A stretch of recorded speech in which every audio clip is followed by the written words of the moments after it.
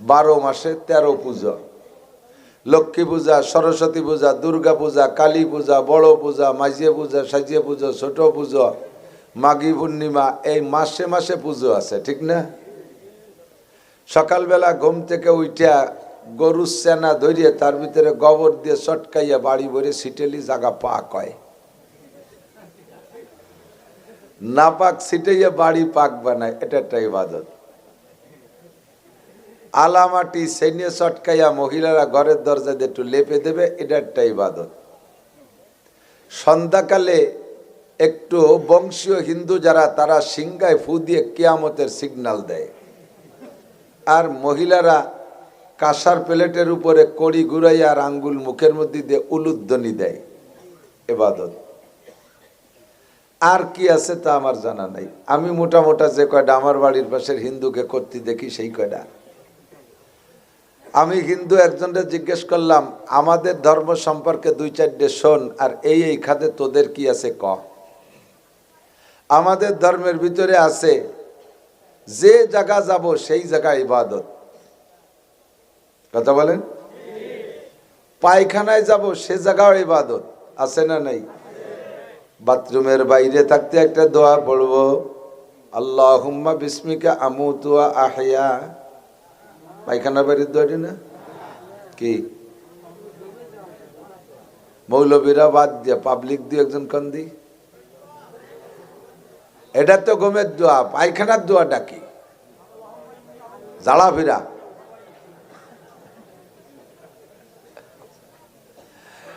তবলিগে গেছে একজন পাবলিক রে আমির সাহেব জিজ্ঞেস করছে, বলেন তো গোসলের বরস কয়টি? কয় 3টি।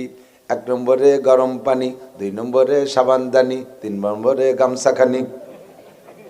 গোসলের বরস 3টি। আমাদের বাথরুমের বাইরে থাকতে দোয়া আছে, সেই দোয়াটা পড়লে 100 শহীদের সওয়াব পাওয়া যায়। আল্লাহুম্মা ইন্নী আউযু বিকা মিনাল খুবুসি ওয়াল খাবায়েস। বাথরুমের ভিতরে গেলে শয়তানে নানা প্রকার ধোঁকা দেয়, নানা প্রকারের ধোঁকা দেয়, গুনাহ করানোর পরিকল্পনা দেয়। বাইরে থাকতে আল্লাহর কাছে শয়তানের হাত থেকে পানা চাইলাম, একটা দোয়া। এটা একটা দোয়া মানে ইবাদত। বাথরুমের মধ্যে ঢুকবো, এ জায়গা ঢোকার সময় বাম পা দিয়া, কোন পা দিয়া?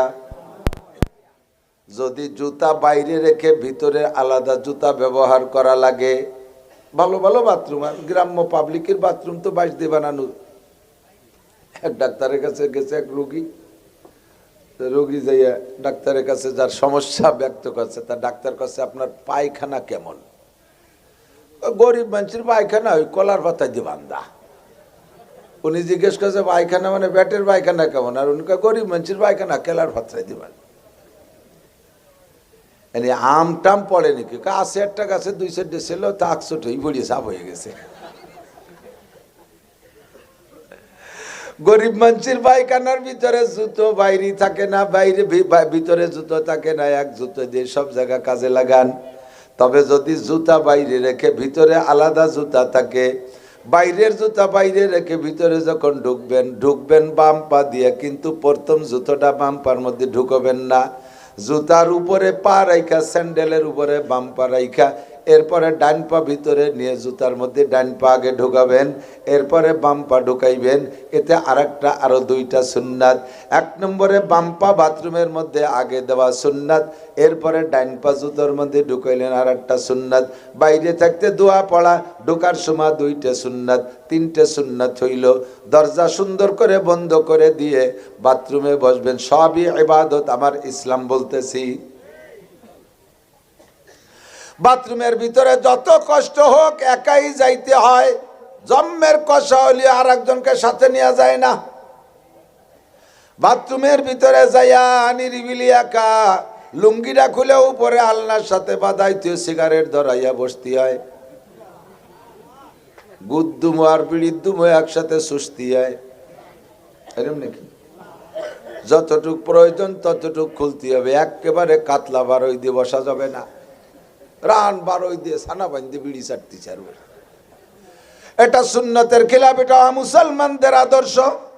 কতক্ষণ?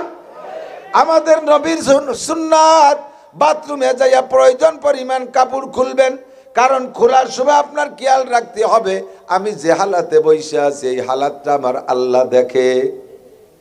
আমাকে এত বড় ল্যাংটা ফ্যাংটা আল্লাহ দেখবে, লজ্জার ব্যাপার। পরিমাণ মতো রান টান ঘিরে যতটুক লাগবে ততটুক খুলবেন, এটা আরেকটা সুন্নাত। নবী পাক যখন বাথরুমে বসতেন আগের থেকে কাপড় তুলতেন না, একেবারে বসা হয়ে গেলে তারপরে আস্তে আস্তে যতটুক প্রয়োজন ততটুক খুলতেন, এটা আরেকটা সুন্নাত। চারটে হলো, কয়টা? বাথরুমের ভিতরে বাম পায়ের উপরে ভর দিয়ে বসা সুন্নাত, কারণ মানুষের সিনার মধ্যে আলা ইন্না ফিল জাসাদি লামুদগা ইজা সালুহাত সালুহাল জাসাদু কুল্লুহু ওয়া ইজা ফাসাদাত ফাসাদাল জাসাদু কুল্লুহু আলা ওয়াহিয়াল কলব। বাম দুধের দু আঙ্গুল নিচে সিনার ভিতরে একটা গোশতের টুকরা আছে, এইটা মূলার মতো, গাজরের মতো, অর্থাৎ তার নাম হার্ট বা কলব। যখন ডান দিক কয়কাত হয় ওইটা এভাবে ঝুলে পড়ে ডান দিক, আর ওইটা খটখট করতে তালে থাকে। বাথরুমে যাওয়ার আগে হাতে 3টা ঢিলা নেবেন, যদি বাইরের থেকে ঢিলা নেন, আর যদি ঢিলা ভিতরে থাকে তাহলে আর ভিতরে যে কোনো কথা নাই। বাইরের থেকে যদি ঢিলা 3টা নেন, ওই ঢিলারে বলবেন উস্কুতান জিক্রিল্লাহ, আপাতত জিকিরের থেকে বন্ধ রাখো। কারণ ঢিলা তো জিকির করে, গাছপালায় জিকির করে, সবার মধ্যে জবানে জিকির আছে, আমার কানে আমি শুনি না। এবার ঢিলা 3টাকে নিষেধ করে দিছি, জিকির করো না, এটাও একটা ইবাদত।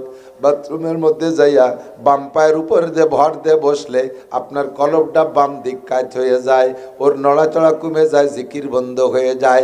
বাথরুমের ভিতরে জবানও জিকির হবে না, কোনো জায়গা জিকির হবে না। এটা আমার নবীর একটা আদর্শ ইসলাম।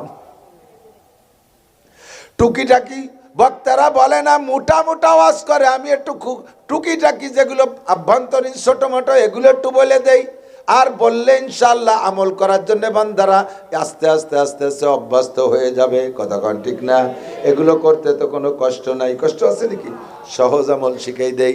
আমি ওই হিন্দুরে বললাম আমাদের সব জায়গায় ইবাদত। এবার আমার আরেকটু বলিয়া দিক তাকান, রাতের বেলা শুইবেন ডান কাত হইয়া। কোন কাত হইয়া? শোয়ার সময় বলবানি, সেটা পায়খানা আগে সারি আসি। বাথরুমে বাম পায়ের উপরে ভর দিয়ে বসবেন। মেডিকেল সায়েন্সের বিজ্ঞানীরা পর্যন্ত আবিষ্কার করেছে, কয় মুহাম্মদুর রাসূলুল্লাহর মতো বিজ্ঞানী নাই, যত দিক আছে সব দিকের বিজ্ঞানী সায়েন্সম্যান মুহাম্মদুর রাসূলুল্লাহ। আরে বাম পায়ের উপরে ভর দিয়ে বসলে পায়খানা ক্লিয়ার হয় ভালো, ডান পায়ের উপরে ভর দিয়ে বসলে ক্লিয়ার কম হয়। এই জন্য নবী বাম পায়ের উপরে ভর দিয়ে বসতে বলছে। কত সুন্দর একটা আদর্শ, এটা একটা ইবাদত। পায়খানার মধ্যে এগুলো সব কিন্তু ইবাদত চলতেছে। এইটাকে সুন্নত মনে করে আমল করলে 100 করে শহীদের সওয়াব। এবার 3টা ঢিলা ব্যবহার করবেন। ঢিলা 3টে ব্যবহার পদ্ধতি কি? পুরুষের শরীর গরমকালে একরকম থাকে, শীতকালে আর একরকম হয়ে যায়। শীতকালে শরীরটা একটু চেপে যায়, আর গরমকালে শরীরের অঙ্গ প্রত্যঙ্গ ঢিলা হইয়া যায়। এই জন্য শীতকালে প্রথম ঢিলাটা পায়খানায় ব্যবহার করার সময় পিছন থেকে সামনের দিক, দ্বিতীয়টা সামনের থেকে পিছনের দিক, তৃতীয়টা পিছন থেকে সামনের দিক আনবেন। 3টে 5টা 7টা বেজোড় ব্যবহার করবেন। এখানে আর 2টা সুন্নাত হয়ে গেল। একটা হলো ব্যবহার পদ্ধতি, এক সুন্নাত। 2 নম্বর 3টা ঢিলা ব্যবহার করা, বেজোড় ব্যবহার করা আর একটা সুন্নাত। 4 নম্বরে নবিয়া, 3 নম্বরে নবিয়া পাকের এই ঢিলা ব্যবহার করা সুন্নাত। দেখেন কতগুলো সুন্নাত বলতেছি খালি পায়খানার মধ্যে। আমাদের ইবাদত পায়খানার মধ্যে কতগুলো, আল্লাহু আকবার। আর গরমকালে প্রথম ঢিলাটা সামনের থেকে পিছনের দিক, দ্বিতীয়টা পিছন থেকে সামনের দিক, তৃতীয়টা সামনের থেকে পিছনের দিক। কি জন্য পরে গরমকাল আসলে বুঝতে পারবেন, এখন কয়া লাগতেছে না কি জন্য এইগুলো করবেন। এরপরে মহিলারা ব্যবহার করবে, ওরা 12 মাস কাল সারা বছর বইরা প্রথমটা পিছন থেকে সামনের থেকে পিছনের দিক, দ্বিতীয়টা পিছন থেকে সামনের দিক, তারপরেরটা সামনের থেকে পিছনের দিক। এগুলো সব সুন্নতি আমল। আমার নবী শিখাইতে কম শিখান নাই। আব্দুল্লাহ ইবনে সালাম রাদিয়াল্লাহু তাআলা আনহু মদিনার ইহুদিদের সবচেয়ে বড় আলেম ছিলেন। নবী পাক যখন মক্কা থেকে হিজরত করে মদিনায় গিয়েছে, আব্দুল্লাহ ইবনে সালাম নবী পাকের কাছে আইসা কলেমা পড়ে ইসলাম গ্রহণ করছেন। কন্যা সুবহানাল্লাহ। আব্দুল্লাহ ইবনে সালাম ছিলেন ইহুদিদের বড় পীর। ইনকাম সোর্স কিছুই ছিল না, শুধু পীর মুরিদি করেই জীবনযাপন ছিল স্বাচ্ছন্দ্যের সাথে। ইহুদিরা মোটা হাদিয়া দিত। দেখেন না সরমুনাই যারা গেছেন, সরমুনাই যারা গেছেন, 5 ওয়াক্ত কালেকশন হয় কি পরিমাণ, পান গাদি দেওয়ার মতো গাদি দিয়ে টাকা গনে। আরে ফজলুল করিমার এ সাকসাবের জীবন কুরবানি করে দিয়ে গেছে, তার ছেলেরা এখন বস্তা বস্তা টাকা পায়, জায়গায় বৈশা লক্ষ লক্ষ কোটি কোটি টাকা পেয়ে যাচ্ছে। আব্দুল্লাহ ইবনে সালাম এমন পীর ছিলেন, মুরিদরা তাদেরকে এইভাবে তাকে এভাবে টাকা দিত, সুখে আনন্দের সাথে জীবনযাপন চলতো। নবী পাকের সাথে ইসলাম গ্রহণ করার পরে ইহুদিরা আইসা আব্দুল্লাহ ইবনে সালামকে ধিক্কার দেয়। আব্দুল্লাহ সুহিকাতি ভূতি কিলে, তাই না? এই মুহাম্মাদের সাথে যে কটা মক্কায় চাইছে একটারও ভরণে কাপড় নাই, আইছে এই আনসারিকে সিরা লুঙ্গি ভর্তিছে। আর তুমি এত সুখে শান্তিতে ছিলে, সেই ভৈর মুহাম্মাদের সাথে যাই আবার দল বাঁধছো, না খাইয়ে মরার চান্সে, তাই না? আর তুমি যে নবীর উম্মত ছিলে সে নবী বা কত বড়, আর মুহাম্মদ নবী কত ছোট। যদি মুহাম্মদ নবীও হয়, মানতে তো চাচ্ছে না, যদি নবীও হয় তাহলে তোমার নবী মুসা আলাইহিস সালাম সরাসরি আল্লাহর সাথে কথা বলছে, আর এই মুহাম্মদ নাকিও তার সাথে জিবরাইলের মাধ্যমে কথা বলে, তাহলে তোমার নবী কত বড়। সরাসরি যে আল্লাহর সাথে কথা কয় মুসা নবী, আর মুহাম্মাদের সাথে মুহাম্মদ আল্লাহর সাথে কথা কয় জিবরাইলের মাধ্যমে। আর মুসা নবীর আব্বা মা সব ছিল, আর এই মুহাম্মাদের আব্বা মরে গেছে পেটে থাকতি, আর মা মরছে 6 বছর পরে। বিশ্বে 3-4 জায়গা জমি খাবার কিছু নাই, আন্তর্জাতিক খ্যাতি সম্পন্ন বই, তুমি তার কাছে এইছো মুরিদ হতি। ঠাট্টা করার ভাষা যা বুখারী শরীফে এসেছে। দাঁড়ায় রয়েছে, তারা নিজেরা খুঁজে খুঁজে বসুক, দাঁড়াইতে যদি সুখ পাই আমার অসুবিধে কি? আমি তো ভালো চেয়ারে মোটা জায়গা বসিয়েছি, আমি সাথে যাবো কে? আপনারা যদি আগেই বসেন দাঁড়াইলে না জায়গা পায়, এইটা লোক কইতে চাচ্ছে। যে শীতকালের দিন এক একজন এক এক জায়গায় তাওয়া বানাই ফেলছে গরম হইলে, ওই ছাড়িয়ে দিয়ে আসতে মনে চাই নাকি? তবে যদি একটু কষ্ট হইলে আগায় আসেন, যদি একটু কষ্ট। এটা কোন দিক? এই যে বলছি, এই যে এই পাশে 1 কাঠা জায়গা খালি রয়েছে, আসবে কয়েন যা আছে ওইদের দিয়ে ঘুরিয়ে দাঁড়িয়ে আসেন। সামনে আগায় বসলে আপনার আমল নামায় 10 বছর এতেকাফের সব বেশি লেখা হয়ে যাবে, এক্ষুনি লেখা হয়ে যাবে, এক্ষুনি লেখা হয়ে যাবে। একরামের নিয়ে তাকান যে আমি আগায় বসলে আর এক ভাই বসবে, এই নেকির লোভ থাকলে ঠান্ডা ভান্তায় কিছু আসা যাবে না, আগায় বসে পড়বেন ইনশাআল্লাহ, 10 বছর এতেকাফের সব পেয়ে যাবেন ইনশাআল্লাহ। আল্লাহু আকবার। আওয়াজ না করি, কথা না বলি, কথা শুনি, আমার দিক তাকান। এবার আব্দুল্লাহ ইবনে সালামকে এসে কয়, আব্দুল্লাহ সুখী কাতি বুতি কিলে, তুমি মুহাম্মদ গরিব, মুহাম্মাদের মতো ছোট নবীর কাছে বায়াত হইলেন, উম্মত তার উম্মত হিসেবে তুমি নাম লেখাই দিলে, তোমার মতো হতভাগ্য হতে পারে না। আব্দুল্লাহ ইবনে সালাম রে ইহুদিরা ধিক্কার দেয়। আমার দিক এ যুবক মনে রাখো, কথা শোনো, সব শুনতে হবে, বুঝতে হবে। আল্লাহু আকবার। এবার ইহুদিরা কয়, আব্দুল্লাহ তোমার মুহাম্মদ উম্মতকে একেবারে টুকিটাকি শিক্ষা দেয়, আর মুসা নবী উম্মতকে বড় বড় সব কিছু শিক্ষা দেয়। তোমার মুহাম্মাদের কিতাব মাত্র 30 পারা, আর তুমি আগে যে নবীর উম্মত ছিলে সেই নবীর কিতাব 1000 পারা। তোমার মুহাম্মাদের কিতাবে মাত্র 6666 আয়াত, তোমার তৌরাতের কিতাব ছিল 10 লক্ষ আয়াতওয়ালা। তুমি এত বড় নবীর বড় ধর্ম ছাড়িয়ে দিয়া এই টুকিটাকি মুহাম্মাদের কাছে মুরিদ হইলা কেন? আব্দুল্লাহ ইবনে সালাম তাদেরকে বলে, হে ইহুদির দল, কেন মুহাম্মাদের কাছে বায়াত হলাম? যদি বুঝতি তাহলে তোরাও হইতি। আরে মুসা নবী আল্লাহর সাথে কথা বলে, মুসা নবী জান্নাতের কথা বলেছেন, আল্লাহর কাছে শুনিয়ে বলছে, আর মুহাম্মদ নবী জান্নাতের কথা বলে, জান্নাত সচক্ষে যাইয়ে দেখে এসে বলে। কথা কন ঠিক কি ঠিক না? মুসা নবী সিদরাতুল মুনতাহার কাছে কথা বলে, কোনদিন সিদরাতুল মুনতাহার কাছে মুসা নবী যায় নাই, আমার নবী সিদরাতুল মুনতাহার কথা বলে, নবী সিদরাতুল মুনতাহা সচক্ষে দেখে আসে। মুসা নবী বাইতুল মামুর ফেরেশতাদের মসজিদ 7 আসমানের উপরে, এইটা তোমাদেরকে থেকে শুনেছে কিন্তু নিজে কোনোদিন দেখে নাই। আমার নবী বাইতুল মামুর যাইয়ে সচক্ষে দেখে আসছে। মুসা নবী জাহান্নামের কথা বলে, কোনোদিন জাহান্নাম চোখে দেখে নাই। আমার নবী জাহান্নাম ঘুরে ঘুরে ভিতরে সব সেক্টর সব রুমগুলো একে একে দেখে আসছে। তাই আইসে বলে মুসা নবী আল্লাহর বড়ত্বের কথা বলে, আল্লাহর সাথে কথা বলেছে মুসা নবী, আল্লাহকে দেখে নাই। তুর পাহাড়ের সামান্য নূর ফেলাইছে আল্লাহ, তাতেই মুসা নবী অজ্ঞান হয়ে বেহুশ হয়ে পড়ে গেছে। আমার নবী মেরাজে যাইয়া সরাসরি আল্লাহ পাকের সামনে বইসা একে একে 10 বার দেখেছে। আরে আমার মুসা নবী বলে আসমান অনেক বড়, কোনোদিন দেখে নাই। আমার নবী 7টা আসমান অতিক্রম কইরা একটা একটা করে সব আসমান দেখে আসছে। তোমরা বোঝো, তোমরা জানো মুসা নবী বড়, মোহাম্মদ নবী ছোট। এই নবী ছোট না, এ নবী সব নবীর নবী। তবে আর নবী মিসলুল ওয়ালিদি ওয়ালাদিহি, আমার নবী হলেন সন্তানের জন্য আব্বা যেমন, সন্তানের জন্য আব্বা যেমন ইউআল্লিমুনা কুল্লা শাই, আব্বা যেমন সন্তানকে সবকিছু শিক্ষা দেয়, আমার নবী আমাদের সবকিছু শিক্ষা দেয়। হাত্তাল কেরাতা, আব্বা যেমন সন্তানকে পায়খানা করা শিখায়, মায়ে যেমন সন্তানকে পায়খানা করা শিখায়, আমার নবী ওইরকম আমাদের সবকিছু শিখায়। পায়খানা ঢুকবো কিভাবে তাও শিখায়, বেরোবো কিভাবে তাও শিখায়, বসবো কিভাবে তাও শেখায়, ডিলা ধরবো কিভাবে তাও শেখায়। কথা কোন ঠিক কি ঠিক না? ছোটবেলায়, এখন তো সব কিছু আপডেট হয়ে গেছে, সব মডেল চেঞ্জ হয়ে গেছে, ভাষাও পাল্টে যাচ্ছে। কথা কোন ছোটবেলায় আগে মুরব্বীরা পায়খানা আসলে কি করতেন, একটু বাইরে যাচ্ছি, ময়দানে যাচ্ছি, আগে শুরু হতো ময়দান দিয়ে, ঠিক না? এরপরে কয় যে একটু টাট্টিতে যাচ্ছি, ভাষা একটু ভালো হয়েছে। এরপরে কিছুদিন কয় একটু পায়খানায় যাই, এরপরে পায়খানা পাল্টি কয় লেট্রিনে যাই, এরপরে কয় টয়লেটে যাই, এরপরে টয়লেট বাদ দিয়ে এখানে কি হয়েছে ওয়াশরুম, ওয়াশরুমে যা, ওয়াশরুমে যে ফস করে মারি দিয়ে চলে আসে। ছোটবেলায় আগাল বাগানে পায়খানা করছেন, এরম মুরব্বী আছেন না নাই? কথা কন না, আছেন না? ডাঙ্গায় বিলির মধ্যে ছোটবেলায় যে পায়খানা করে পানি পাচ্ছেন না, কি এতেন কন্দি আলির উপরে ঘাসের সাথে ভাষা ঘষতে ঘষতে 4-5 দূরে চলে যেতেন। আর আল্লাহর কি কম মিথ্যে হবে না।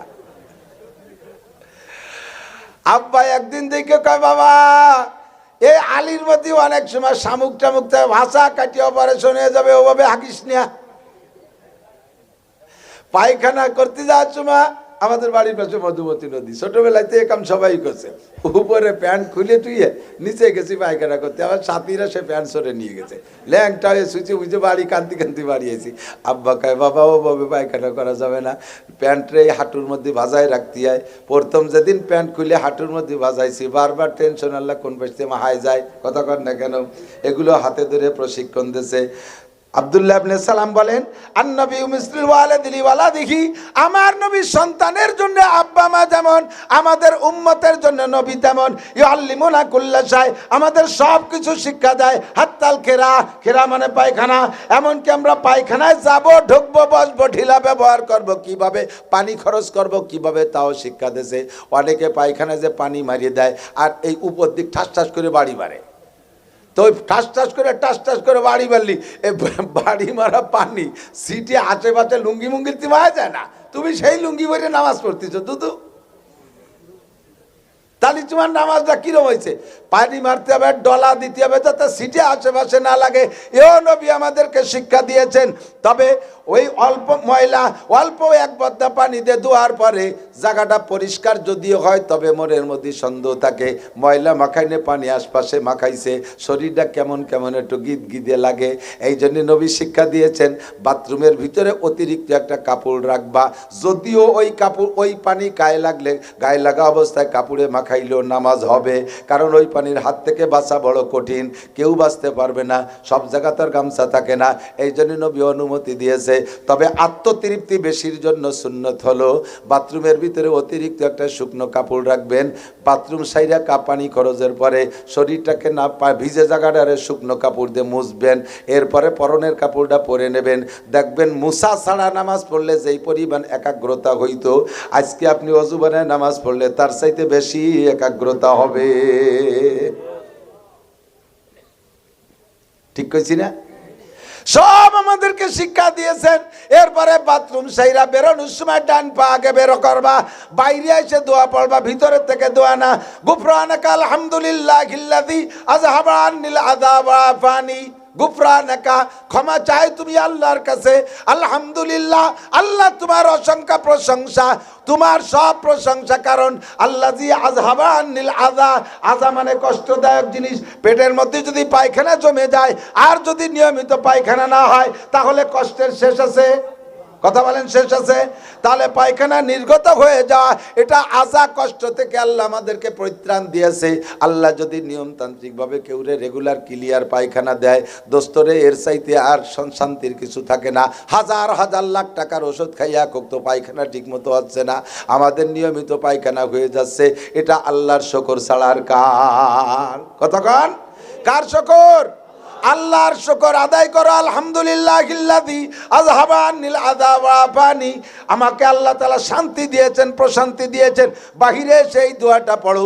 কতগুলো সুন্নাত হিসাব করেছেন আল্লাহর নবী বলেন, মান তামাসসাকা বিসুন্নতি ইনদা ফাসাদে উম্মতি ফালাহু আজরু মিয়াতি শাহীদ। যে সময় সুন্নতগুলো বিলুপ্ত হতে থাকবে, এই সময় যদি একটা সুন্নতের পর আমল করো, 100 শহীদের সওয়াব দেয়া হবে।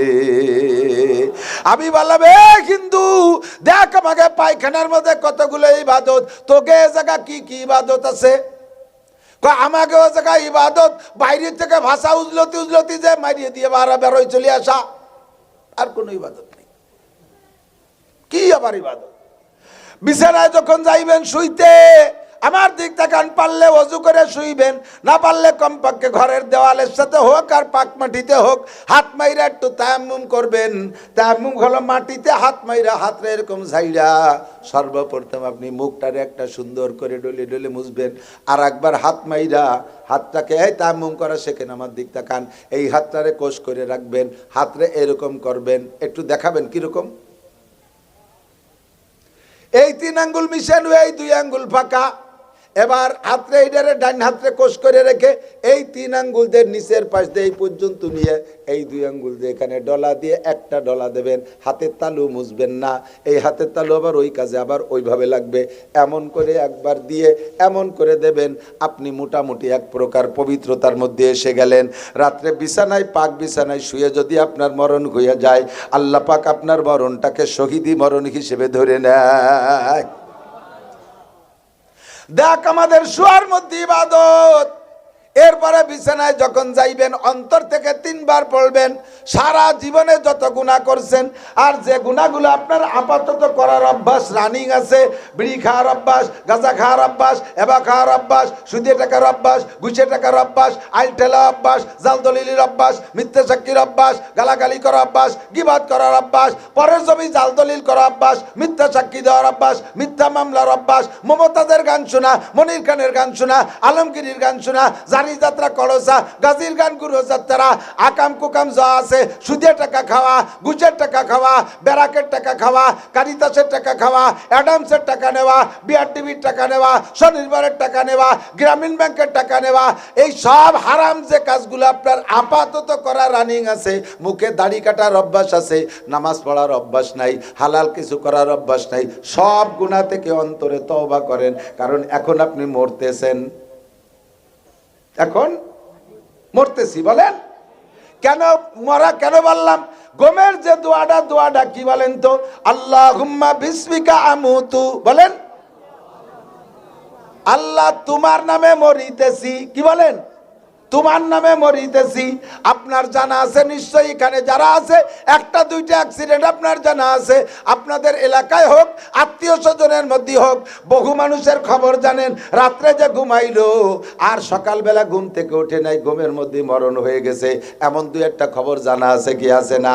আপনিও সেই অঙ্গীকার করে মরণের ওয়াদা করে ঘুমোচ্ছেন।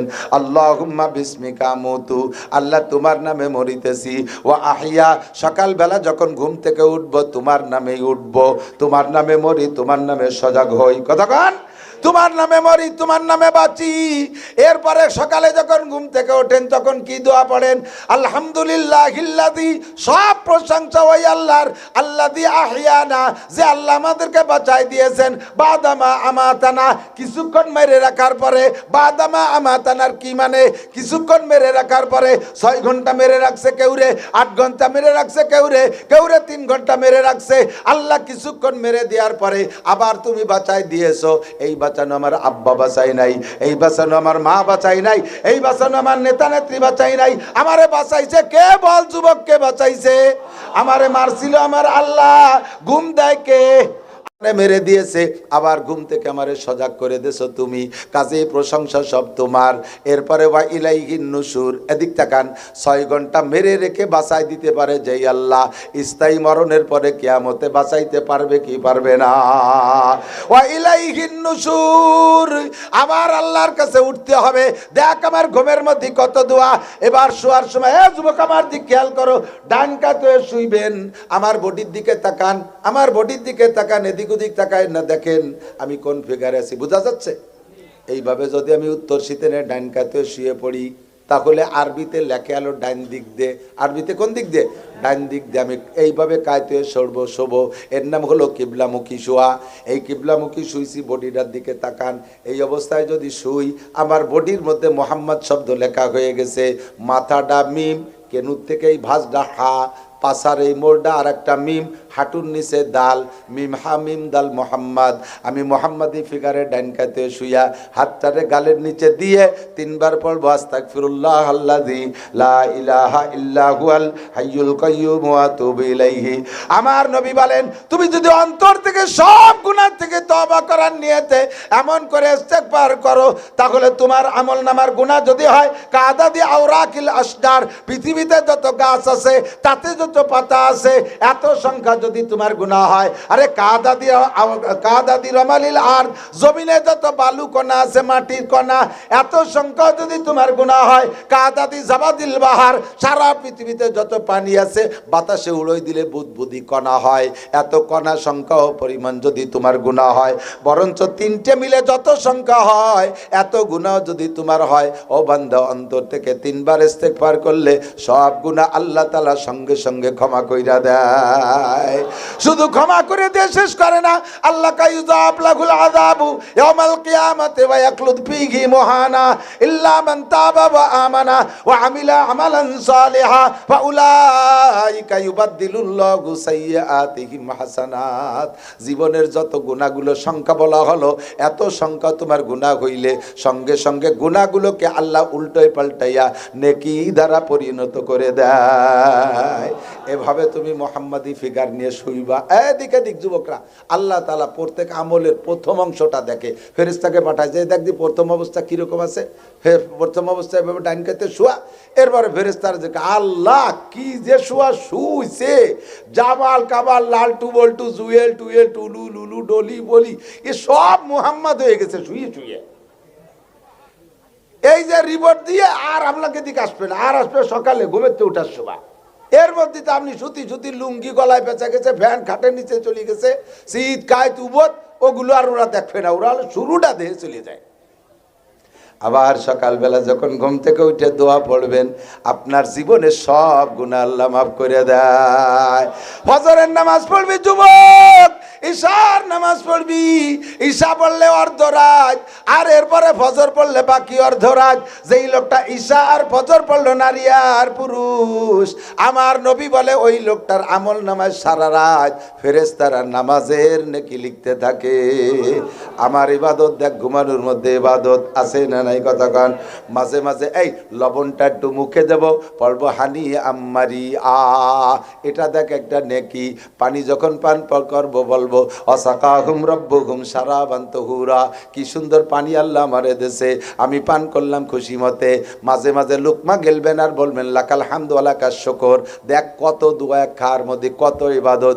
ও হিন্দু ভদ্রলোক, তুই কত, তোকে কোন কোন জায়গা, এইসব জায়গা কি কি দোয়া আছে আমাকে দমা দেন। খাওয়ার ভাব দেখছেন, হিন্দুকে খাওয়া দেখছেন নাকি জানি। আমাকে বাড়ির ধারে ছিল যতীন ডাক্তার, এইরকম কান্দা খাড়া এত বড় থালে শেয়ার আনিক চালির ভাত দিয়ে তা মুখ ডলার মধ্যে $2-3 দিয়ে 3 ডালা বানাইয়ে টপাটপ মারি দিয়েছে।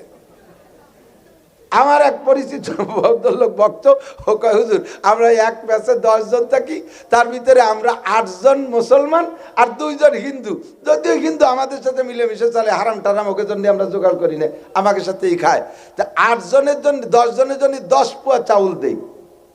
8 জন আমরা মুসলমান, আমরা সম্ভবত এই 8 জনে 3 থেকে 4 পোয়া চাউলের ভাত খাই, আর ওরা 2 দিয়ে 6 পোয়া খায়। পরে ওকে কলাম যে তুরা এরকম গাড়ইলে গিলা গিলিস কে, একই তো সাইজ, বডি তো তোকে বড় না, কাজও তো বেশি করিস রে। ওরাই কয় দাদা তোমরা খাওয়ার সময় বিসমিল্লাহ কও না, ওতেই পেট ভরে যায়। বলেন না সুবহানাল্লাহ, বলেন না সুবহানাল্লাহ। খাওয়ার সময় বিসমিল্লাহ কয়, পেট ভরে যায়। এরপরে আলহামদুলিল্লাহ কয়, যেটুক বাকি থাকে তাও ভরে যায়। তোকে সব জায়গা কি দোয়া আছে? কোনো দোয়া নাই। আমাদের ইসলাম সব জায়গা আছে না নাই? রাতের বেলা স্ত্রী নিয়ে আনন্দ করবা, সে জায়গাও তোমার দোয়া আছে, সে জায়গাও তোমার সিস্টেম আছে, আছে না নাই? আল্লাহু আকবার। আমাদের ইসলাম এ টু জেড সব জায়গা, তোদের ইসলাম, তোদের শরিয়ত সব জায়গা, তোদের ধর্ম সব জায়গায় এভাবে পাওয়া যায় না। আল্লাহু আকবার। আল্লাহ পাক 30 পারা কোরআন শরীফ দিয়েছে আমাদের জীবন যাপনের জন্য, অন্য আর কোনো কিছুর না।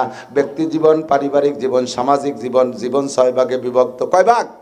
6 জীবনের সম্পূর্ণ সংবিধান আল্লাহ কোরআনে কারিমের মধ্যে দিয়ে রেখেছে। ব্যক্তি জীবন কিভাবে পরিচালনা করবা কোরআনে আছে না নাই? পারিবারিক জীবনের সংবিধান কোরআনে আছে, আরে সামাজিক জীবনের সংবিধান কোরআনে আছে, অর্থনীতি কোরআনে আছে, আয় রোজগার কিভাবে করবা, হালাল হারাম বাছাই করে হালাল ইনকাম করবা, সব কোরআনে আছে। রাজনীতিও কোরআনে আছে না নাই? আস্তে কয়, আস্তে কয়। রাজনীতি কোরআনে আছে, তবে তোমাকে পচা রাজনীতি কোরআনে নাই। যেই রাজনীতি দেয়া এক দলের ধ্বংস করে দিয়া আর এক দল এবার দুর্নীতি শুরু করো, আবার ওই দল ঠকে গেলে ওই দল এসে দুর্নীতি করো, ঠকা দলরা শেষ করে দাও, জিতা দলরা দুর্নীতি করো। এই রাজনীতি কোরআনে নাই। কোরআনের রাজনীতি নবীওয়ালা রাজনীতি, কোরআনের রাজনীতি আল্লাহর মনোনীত রাজনীতি, ওর মধ্যে আছে না নাই? আল্লাহ কয় কোরআনের রাজনীতি বাস্তবায়ন কর, আমি আল্লাহ লাফাতাহনা আলাইহিম বারাকাতিম মিনাস সামাই ওয়াল আরদ, আসমান জমিন থেকে রহমত আর বরকতে সব দরজা খুলে দেব। কন্যা সুবহানাল্লাহ। ওয়াদা করেছে কে? আসমান থেকে রহমত। বলেন আসমান থেকে রহমত, জমিন থেকে বরকত। আসমান থেকে রহমত, জমিন থেকে বরকত। বরকত কাকে বলে? যদি পয়সা থাকে একটু যান, না থাকলে কমপক্ষে দৈনন্দিন খবরের ভিতরে আফগানিস্তানের খবরটা সার্চ দে। যুবক, আফগানিস্তানের খবর সার্চ দে। আপনারা যারা মোবাইল চেনেন, আফগানিস্তানের বর্তমান অবস্থা সার্চ দিয়ে দেখবেন আজিব আজিব কে আসতেছে। মোল্লারা, ওই আফগানি মোল্লারা ইসলামী হুকুমত কোরআনের আইন বাস্তবায়ন করেছে। মাত্র 2 বছর 3 বছর চলতে যাচ্ছে। 21 সালে তারা স্বাধীন করছে, 21 সালে স্বাধীন করছে, 21-এর শেষে 22-এর শুরুতে, 22, 23, 24 পার হচ্ছে মাত্র 3 বছর। আল্লাহ তাদেরকে কি রহমত আর বরকত দিয়েছে শুনলে আশ্চর্য হবেন।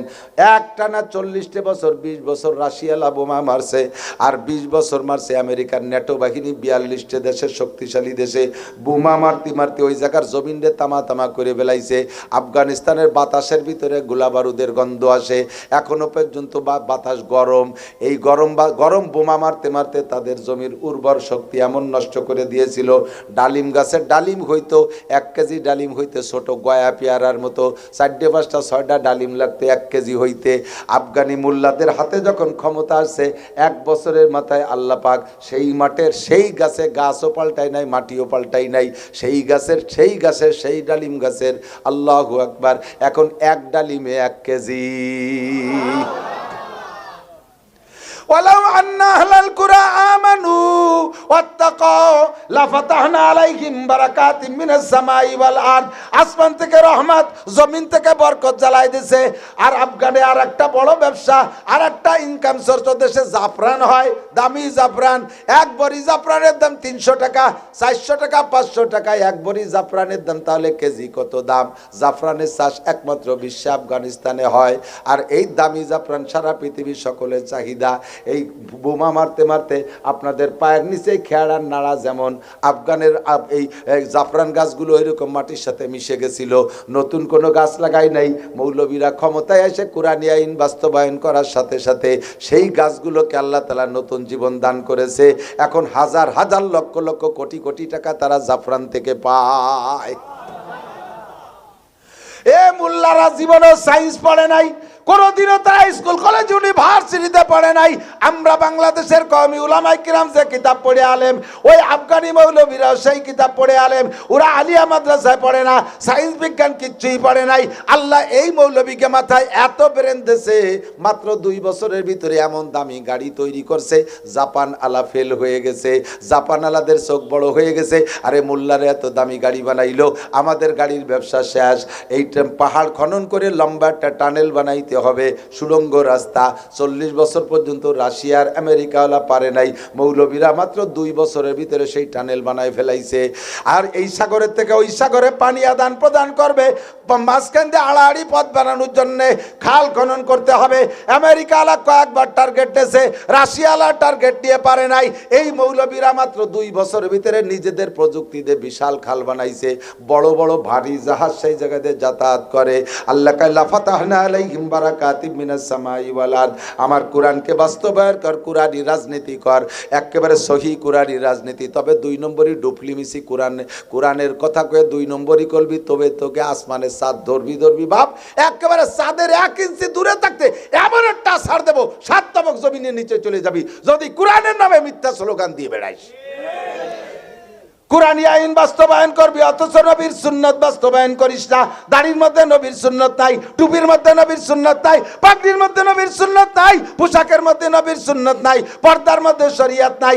আদাবিদে 50-50 ইসলাম করো, আবার কোরআনী আইন বাস্তবায়ন করার চেষ্টা করো। এমন ধোঁকার কোরআন না।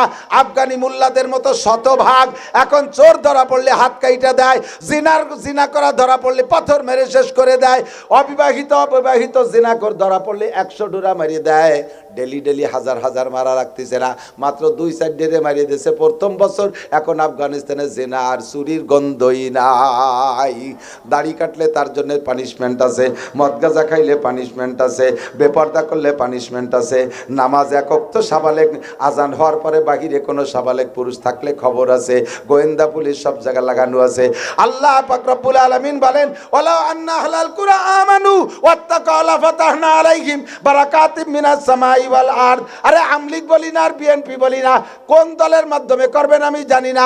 যদি আওয়ামী লীগালারা শতভাগ কোরআনী আইন বাস্তবায়ন করত, তাহলে আমি খোদার কসম দিয়ে বলতে পারি, বাংলার জমিন থেকে এভাবে পরাজিত হতে হতো না। কথা বলেন ঠিক কি ঠিক না? আবার বিএনপি আলারা যদি করো, ক্ষমতায় এসে যদি কোরআনী আইন বাস্তবায়ন করো, আল্লাহু আকবার, যতদিন কোরআন নিয়ে চলবা অতদিন তোমাদের হাত থেকে ক্ষমতা ছুটবে না। আর যদি 2 নম্বরই করো, তাহলে খোদার গজব ওদের উপরে যেমন পড়ছে তার চাইতে বেশি পড়বে তোমাদের উপরে। তোমাদের ষড়যন্ত্রে হাজার হাজার মানুষের জান গেছে, এরপরে আবার এসে উল্টো পাল্টা শুরু করছো, আল্লাহর কাছে ধরা পড়া যাবা। এই জন্য আমি দাবি করি, যদি এই বছর শতভাগ কোরআনী আইন নিয়ে কোনো দল সামনে আসে, আপনারা কি তাদের সাথে থাকবেন? কারা কারা থাকবেন? আল্লাহ কবুল করুক, বলেন আমিন। আল্লাহ কবুল করুক, বলেন আমিন। আল্লাহর মাশাআল্লাহ হাত নামান। অন টেস্ট একটা বার আল্লাহকে একটু ট্রাই করি যে আফগানের দেশে আমাকে বাংলাদেশের এইরকম আড়াইনিকে দেয় না দেয়, কোয়া যায় কি? একটা বার একটু ট্রাই করে দেখি আল্লাহ দেয় নাকি, দেখি আল্লাহ দেয় নাকি। আল্লাহ পাক রব্বুল আলামিন ট্রাইতে ফেল করা জাত। আল্লাহ কি ফেল করে? আল্লাহ কি ওয়াদা খিলাফ করে? আল্লাহ কালা ফাতাহনা আলাইহিম বারাকাতিম মিনাস সামাই ওয়াল আরদ। আসমান জমিন থেকে রহমত আর বরকতের দরজা। তাহলে রাজনীতি কোরআনে আছে না নাই? 6 নম্বরে আন্তর্জাতিক নীতিও কোরআনের কারিমের মধ্যে আছে। এই 6টা জীবন কোরআনের মধ্যে আছে, A to Z শুরু থেকে শেষ পর্যন্ত। কারে কিভাবে বয়ান করতে হবে সব আছে। এই 30 পারা কোরআন শরীফকে আল্লাহ পাক 114টা সূরার ভিতরে বিন্যাস করেছে।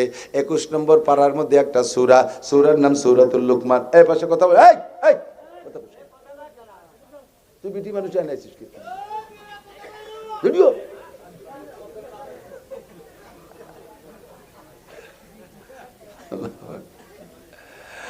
আল্লাহ নোটাক বাটুস কথা হবে না, বেশি ভালো কথা হলে মাইকি কোন সবাই শুনি, আর না চুপ থাকতে হবে। আল্লাহ সূরার নাম সূরা লুকমান। কি নাম? চলে আইছে অযোধ্যারে। যুবকরা খুব কান খাড়া করবা, বুড়োরা যায় শুয়ে থাকতে পারে। আমি বুড়ো গেস করি না, কারণ বুড়োরা এমনি মুনিশি হয়ে গেছে। ট্যাগ একখান কবরে, চাকা পাংচার হয়ে গেছে। দিনের বেলা আগে বেলা দেখতে, এখন আসরের বেলাতে পায়খানার দরজা খুঁজে পায় না। বিনা চশমায় ভাতও সহি দেই না। কতক্ষণ আমি তো বিনা চশমায় ভাত দেই না। তো আমাদের বুড়োদের সব শেষ, এই জন্য আমাদের আর ওয়াজের দরকার নাই। তারপরে শেষে দোয়া হবে, ব্যাগটায় যদি একটু কান্দে দেন, দাড়ি পাকা মানুষ চোখ দিয়ে 2 ফোঁটা পানি পড়লে, ঠোঁটটা বাঁকায় গেলে আল্লাহ তাআলা লজ্জায় ওই বুড়োর সব গুনাহ মাফ করে দেয়। এই একটা ফজিলত বুড়োকে আছে। বাকি সমাজরে নষ্ট করতেছো যারা যুবকরা, জমিনের আংটা ধরে উঠো আর নামাও। হ্যাঁ, আমরা দেশের পাইছো দেখাই ছেড়ে দেব। তোমরা পাইছোরা একটু ভালো হওয়ার জন্য তোমাদের অনুরোধ করি দোস্ত, সূরার নাম সূরা লুকমান, খুব কান কাড়া করে শুনবা। সূরা লুকমান, বিভিন্ন সূরার বিভিন্ন নাম আছে। পিপিলিকার নামে সূরা আছে নামাল। হ্যাঁ, নামাল মানে পিপিলিকা। বাকারা মানে গাই, গাইর নামে সূরা। জি, কাহাব একটা গোষ্ঠীর নামে একটা দল, আসহাবে কাহাব 7 জন যুবকের নামে একটা সূরা। এরকম 114টা সূরা বিভিন্ন নামে। এই সূরাটা কোন নবীর নামে না, একজন ওলির নামে। ওলির নাম হলো লুকমানে হাকিম। কি নাম? লুকমানে হাকিম। খুব খেয়াল। লোকটার চেহারা যদি দেখতেন, আমি দেখছি তা না, যেভাবে তফসিরে পড়ছি এবং সেই গোষ্ঠীর লোক আমি মক্কায় দেখছি, মদিনায় দেখছি। কালোর মধ্যেও ভাব আছে। আমাদের বাঙালি কালো, নাকচোখ অনেক সুন্দর, অনেক ডলার চাইতে কালাটারে ভালো দেখা যায়, ঠিক না? আর এই হাফসি কালারা ঠোঁট দুটো মোটা মোটা, 2 ঠোঁট 2 দিক, দাঁতগুলো সুন্দর সুন্দর সাদা, ছোট্ট ছোট বিলে চোখের মতো চোখ, মাথার চুল কুকড়ি মুকড়ি দিয়া, এটা ডেবা ডুবো মোটা, ভিক করে ভেড়ুস ভুড়ুস মোটা, এত মোটা মোটা সর্বি কলার মতো আঙ্গুল, পাও বাইলি মাঙ্গির মতো ফাটিয়ে 3-4 ভাগ ওই রক্ত বেরোচ্ছে, সেরকম দেখা যাচ্ছে। আবার এই মেয়েরা এই কুকড়ি কুকড়ি চুল, এক এক মাথায় 40-50টা এরিয়া ছোট শিখে বুনোই না মহিলা, আমাকে শিখে বানাতে মনে আছে, পাট দিয়ে সেই শিখে বুনানোর মতো ওইরকম বেনি পড়ছে, মাথা ভরিয়ে। এই কালারা ওইভাবে সাজছে। সেই বংশের একটা লোকের নাম লুকমানে হাকিম। একেবারে বংশ ধরে গুলাম, উনি গুলাম, উনার বাপ গুলাম, তার বাপ 14 পুরুষ ধরে গুলাম। গুলাম মানে কি? গুলাম মানে আপনার বাড়ির গরু, সেম কোয়ালিটি অফ গরু।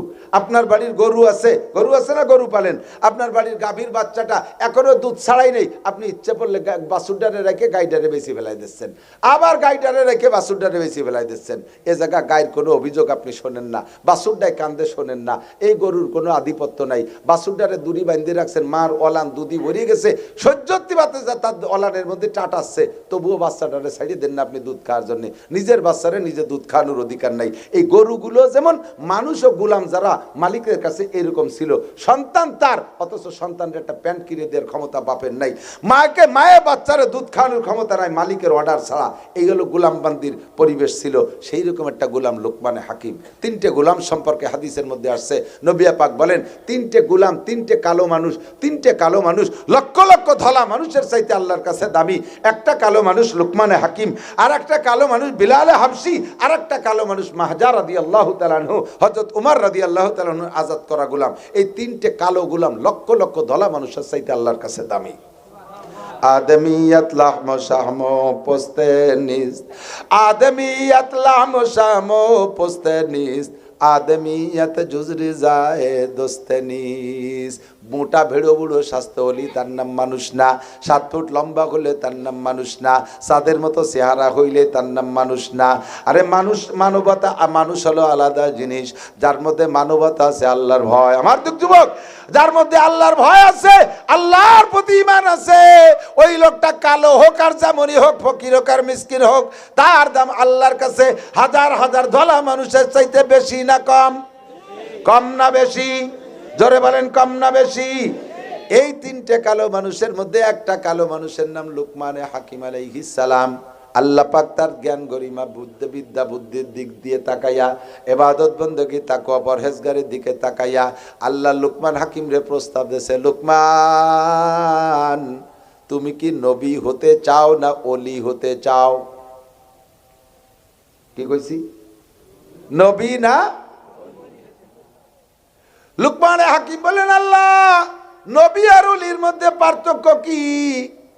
আল্লাহ পাক বললেন, সারা পৃথিবীর সব ওলিকে এক পাল্লায় রাখলে, সারা পৃথিবী লক্ষ লক্ষ ওলি যদি হয় আর সব ওলিকে দাড়ি পাল্লার এক পাল্লায় রাখলে, আর এক পাল্লায় ছোট একজন নবীকে রাখলে নবীর পাল্লার ওজন বেশি হইয়া যায়। লোকমান বলো, তুমি অলি হইতে চাও না নবী হতে চাও? লোকমান হাকিম, হাকিম তো হেকমতের ঢিলিয়া, উনি কয় আল্লাহ, আমার জানা মতে আমার আগে যত মানুষের নবী বানাইছো, কেউরে নবী বানানোর জন্য প্রস্তাব দেও নাই। যারে নবী বানাবা তার কাছে জিব্রাইলে পাঠাই দিয়ে পতাকা দিয়ে দেছো, আর সে নবুয়তের পতাকা নিয়ে ঘুরছে। আমারও যদি তুমি নবী বানানোর ইচ্ছা থাকতো তাহলে প্রস্তাব দিতে না, ডাইরেক্ট নবী বানাই দিতে। তুমি কোন নবীরে প্রস্তাব দিয়ে নবী বানাও নাই, কাজে আমারও নবী বানানো বরাদ্দ থাকলে প্রস্তাব দিতে না। আল্লাহ পাক বলেন, তাহলে তুমি কি মনে করো আমি প্রতারণা করছি তোমার সাথে? তুমি যদি বলো এটা তোমার আলাদা একটা ফজিলাত, এটা একটা ফজিলাত, এদিক তাকান, আপনি আপনার স্ত্রীকে ভালোবাসেন, অনেক কিছু নিয়ে আসেন, অনেক কিছু নিয়ে এত আনেন যে আপনার কাছে আর চাওয়ার ফাঁক নাই, যা আনেন তার চার চাইতে বেশি আনেন। এরপরও মাঝে মাঝে প্রিয় স্ত্রী, মোহাব্বতের স্ত্রীকে কি বলেন, বলেন নাকি আমি জানি না, কিরম তা আমি জানি না, যারা বলে তাকে খবর করছি আর কি। মাঝে মাঝে কয় তুমি একটা কিছু চাও দেই, তুমি একটা কিছু চাইয়ে নিলে না তো কোনোদিন। কয় যে আপনি তো সবই আনেন, চাইছে বেশি, আর তারপর একটা কিছু কও না। তুমি যদি একটা কিছু চাইয়ে নাও তাতে আমি দিতে মজা পাই। কতক্ষণ তুমি যদি কিছু চেয়ে নাও তাহলে দিতে মজা পাই। আল্লাহ কয় আমি সবাই এমনি দিয়েছি লোকমান, তোমার যে জায়গা থেকে উঠাই নিয়েছি তুমি বংশগত গোলাম, তোমার ওখান থেকে আমি এই জায়গায় উঠাই নিয়ে আসছি, তোমার আমি প্রস্তাব দিয়ে দিতে দিয়ার মধ্যে আমি মজা পাই, তাই প্রস্তাব দিছি। লোকমান তুমি ওই পেঁচা আমারে দিও না, আমি তোমারে নবী বানাইলে ডাইরেক্ট পাঠাইতাম, এই প্রস্তাব দিও, এই কথা তুমি আমারে পেঁচাইও না, আমি দিয়েছি প্রস্তাব, তুমি যেটা বলবা সেইটা দেওয়া হবে।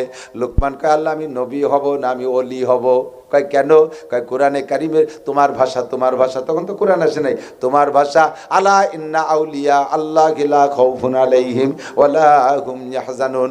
নবীদের উপরে অনেক প্রশ্ন থাকবে, তোমার এই এলাকায় পাঠাইছে উম্মতরে দাওয়াত দাও নাই কেন, তোমার এই কটা বেনামাজি রলো কেন, তোমার এই কটা ওই উড়াকান্দি গেল কেন, এই কটা দুর্গা পূজা, কালী পূজা, সরস্বতী পূজা, লক্ষ্মী পূজায় যাই হিন্দু বাড়িতে নাড়ু খালো ক্যা?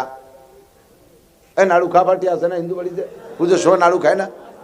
সুসদ দল হিন্দু বাড়ি যায় নাড়ু খায়, আইসি আবার গল্প দেয়, হ্যাঁ বৌদিকে মতো মানুষ হয় না, করি যে এত বড় বৌদি আমার 3টে নাড়ু দিয়েছে। তুমি বৌদির নাড়ু না খাইয়ে মাদ্রাসায় আইছো, মাটি দিয়ে কুলুকির ডানা বানাই তুই 3টে খাইয়ে গেলে তারিখে বাড়ি যাইও। সুস কোহানার হিন্দু বাড়ির নাড়ু কাটি গেছে। আল্লাহু আকবার। আমার দিক তাকান, লুকমান হাকিম আলাইহিস সালাতু ওয়াস সালাম বলেন আল্লাহ আলা ইন্না আউলিয়া আল্লাহি লা খাউফুন আলাইহিম ওয়ালা হুম ইয়াহজানুন। যারা তোমার ওলি হবে, যারা তোমার ওলি হবে তাদের কোনো ভয় নাই, কোনো টেনশন নাই। নবীদের কাছে অনেক জিজ্ঞাসা হবে, উম্মত কেন খারাপ পথে গেল, তুমি কি দায়িত্ব পালন করেছো? আর ওলি হলে আমার নিজের চিনতে নিজে জব দিয়ে সারিয়ে যেতে পারলি বাসলাম, আর কেউ চিনতে জবাব আমার দেয়া লাগবে না। আল্লাহ আমি এই উম্মতের দায়িত্ব কাঁধে নিতে পারবো না, এই জন্য আমি ওলি হইতে চাই। আল্লাহ কয় ঠিক আছে, তোমার ওলি বানানো গেল। এবার ওলি হওয়ার পরে হেকমতের ঠিলা, উনি যেদিকে তাকায় সেদিকে হেকমত, প্রত্যেকটা কথাই হেকমত। হেকমত মানে কৌশলী কথা, এত জ্ঞানের কথা বলে। যখন উনি বয়ানে বসতেন, হাজার হাজার বড় বড় পণ্ডিতরা সব সামনে এসে ছাত্রের মতো ওই গুলামটা যা বলে তাই লেখে, যা বলে তাই লেখে, একেবারে ফুল ঝুরতেছে ওনার বয়ানের ভিতরে। ইতিমধ্যে মাঠের থেকে একটা ভদ্রলোক উঠে এই পাশে এসে কাছে বইছে, কাছে বইসা গাছ সাথে ঘেসে ঘেসে ঠেলে ঠেলে একটু কথা কতি চায়, সাহস পায় না। কারণ ছোটবেলায় এক অবস্থা ছিল, বড় হয়ে গেছে আর এক রকম। এখন বড়দের সাথে কথা বলতে ভয় লাগে। আপনার বাল্যবন্ধু যার সাথে ছোটবেলা কত কিলে কিলি মারামারি ডাইনফুতি করি খেলাখেলি করছেন, এখন হঠাৎ করে সেইটা যদি ডিসি হয়ে যায়, আপনার সমবয়সী যাইয়েই কিন্তু যে তার সাথে সেইভাবে যায় না, নিয়মতান্ত্রিকতা মাইনিয়ে তার সাথে সাক্ষাৎ করা লাগে। কথা কন ঠিক কিনা? যদিও একসাথে ছোটবেলায় খেলাধুলা করছে, কিন্তু এখন তো বিশাল বড় বক্তা, কাছে আইসে কথা বলতে সাহস পাচ্ছে না। তারপরও সাহস করে বলে ফেলেছে, ভাইজান আপনি কি, আমি একটা কথা বলতে চাচ্ছি, সাহস পাচ্ছি না। কব ভাইজান? কন কন কন না, কব না। মানে ওনার কোয়ানুটা যাতে খুব গুরুত্বের সাথে অর্ডার পায়, সেই জন্য এরম দিছে। না কব না, বয় দিছে। না বলেন সত্যি কব, কাহা বলেন? আপনি না, কব না। কই থাকে না, কোন বয়ের কি আছে? আপনি কি সেই লুকমান? না থাক কম না। আরে কোন না কি হয়েছে? আপনি কি সেই লুকমান যেই লুকমান আর আমি অমক মালিকের বাড়ির গোলাম ছিলাম, দুইজনে একসাথে ছাগল রেহে বেড়াতাম আরে মারামারি হতাম, আমি কি সেই লুকমান নাকি? কিরম যেন চেয়ারা ঠেয়ে আবার সাহসও পাচ্ছি রে। আপনার নাম কি? আমার নাম, হ্যাঁ হ্যাঁ তো আমি আর আপনি তো সেই, আমি তো সেই লুকমানই। আশ্চর্য হয়ে গেছে, আপনি সেই লুকমান কিভাবে এই কথাটা স্বীকার করলেন? হ্যাঁ খেয়াল করবেন, বোঝার বিষয়, খুব বোঝার বিষয়। আপনি সেই লুকমান, এখন এত বড় হয়ে গেছেন আর এই মানুষের মধ্যে জিজ্ঞেস করলাম যে ছাগল চড়াই নিয়ে গুলাম, আপনি এই কথাটা স্বীকার করলেন কিভাবে? এটা তো মানুষের স্বীকার করে না। মানুষ যখন বড় হয়ে যায় তখন পিছনের দুর্বলতা গোপন করার চেষ্টা করে, ঠিক না? একসময় কিসেন বেঁচে বেড়াইছে গ্রামে গ্রামে, অনেক সময় কিসেন নেইও নেই, কামলা নেইও নেই, ওরে পিএস লাগাতে নিলি কিন্তু আমি তোমাকে বইতে কাজ কর, ওর বগলে গন্ধর কান পচা বাতাসের বাটিতে ওর কাজ করা যায় না, এত দুর্বল ছিল। আর হঠাৎ করে যখন তার দুই ছেলে বিদেশ চলে গেছে, আমেরিকাতে বস্তা বইরে টাকা পাঠায়, যখন কিসেন ব্যস্ত তখন নাম ছিল পাইসুও। এখন দুই ছেলেতে টাকা পাঠায়, বাড়ি বিল্ডিং দিছে 5 তলা, এখন পাইসুর নাম হয়ে গেছে পাচন শেখ, নামও পাল্টে গেছে। এখন যদি জিজ্ঞেস করে বলা হয় যে আপনি আগে এরকম কিসেন বেশি বেড়াতেন না, ফারদার কথা বলবি রে, আমাদের 4 পুরুষ আগের থেকে জমিদার, ব্রিটিশের সময় আমার দাদা এই সমস্ত এলাকার জমিদারি করছে। কয় যে কে অমকের বুইতে কিসেন বেচতেন, সে দাগও তো রয়েছে ফিটি হাতের মধ্যে, স্বীকার করতে চায় না। আল্লাহ নিষেধ করছে স্বীকার করবা, পিছনের কথা ভুলে যেও না। ওয়ালা তানসা নাসিবাকা মিনাদ দুনিয়া ওয়া আহসিন কামা আহসানাল্লাহু ইলাইকা ওয়ালা তাবগিল ফাসাদা ফিল আরদ।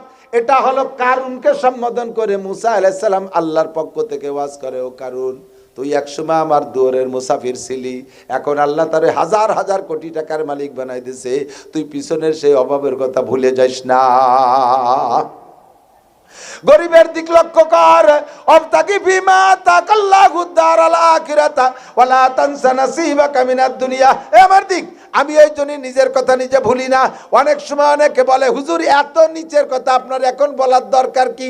আমি এজন্যই বলি যে ফাতাবিরু ইয়া উলিল আবসার, বহুত তালবি আলিম আছে, বহুত তালবি আলিম আছে, মাদ্রাসার ছাত্র আছে, পয়সার অভাবে পড়া ছাড়িয়ে দিয়ে চলে যায়। আল্লাহ তোমাকে ছাড়বে না রে বন্ধু, আমরা তোমাদের জন্য দৃষ্টান্ত হয়ে আছি। আমার আব্বার অনেকগুলো ছেলে মেয়ে, আমি আমার বাপের 8 নম্বর সন্তান, আমার বড় 2টা ভাই 5টা বোন, 7টা ভাই বোন আমার উপরে, আমার বড় বোনের বড় ছেলে আর আমি এক বয়সী, আমরা বৃদ্ধ বাপের সন্তান। আমার আব্বা প্যারালাইজ হয়ে গেছে 80 বছর বয়সে, সেই সময় আমি মাদ্রাসায় পড়ি, আমার আরো ছোট 2টা ভাই তারাও মাদ্রাসায় পড়ে। আমার বাপের বাড়ি একটা সোনের ঘর ছিল, আল্লাহু আকবার। মেশকাত যখন পড়ি নানুপুর, যার সময় আব্বা প্যারালাইসিস, মায়ের দেখে গেছি রক্ত ডায়রি হচ্ছে, চিকিৎসা করার কেউ নাই, পয়সা করি নাই। রমজান মাসে তারাবির নামাজ পড়ে 1600 টাকা পাইছি, 800 টাকা মায়ের কাছে দিয়া আর 800 টাকা নিয়ে নানুপুর যাওয়ার সময় আমাদের সোনের চালের উপরে পলিথিন দিয়ে আমি চাল বানাই দিয়ে গেছি, যাতে বর্ষাকাল আমার আব্বা মার গায়ে পানি না পড়ে। 2 মাস 2.5 মাস পরে যখন মাদ্রাসা ছুটি হয়েছে কুরবানির সময়, আইসা দেখি আমার মা অসুস্থতার কারণে চিকিৎসা নিতে পয়সা নাই। ওই 800 টাকা দিয়ে কোনো মতে আমার ছোট্ট একটা বোন ছিল বাড়ি, তাকে নিয়ে খেয়ে দিয়ে বেঁচে আছে। আমার মা কুজো হয়ে গেছে, লাঠি ভর দিয়ে, বাথরুমে যাওয়ার ক্ষমতা আমার মার নাই। আব্বা বিছানায় শুয়ে আছে, সেই পলিথিনের চাল ছিদ্র হইয়া আব্বার গায়ে পড়ে পানি পড়ে আব্বা ভিজে তির করে কাঁপতেছে।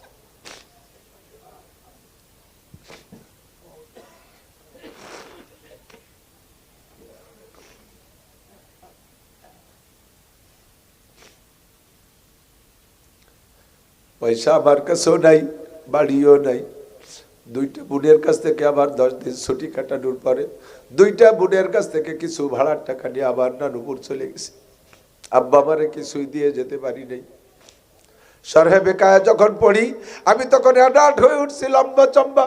আমার এক মামা ছিলেন ক্যাপ্টেন আব্দুল সুবহান মিয়া, আব্বা প্যারালাইসিস। আমি বললাম বাবা বেঁচে থাকলে আব্বা আমারে খেদমত করে খাওয়াইতে হবে, আলেম হওয়া জরুরি না, আব্বা আমার খেদমতি জরুরি।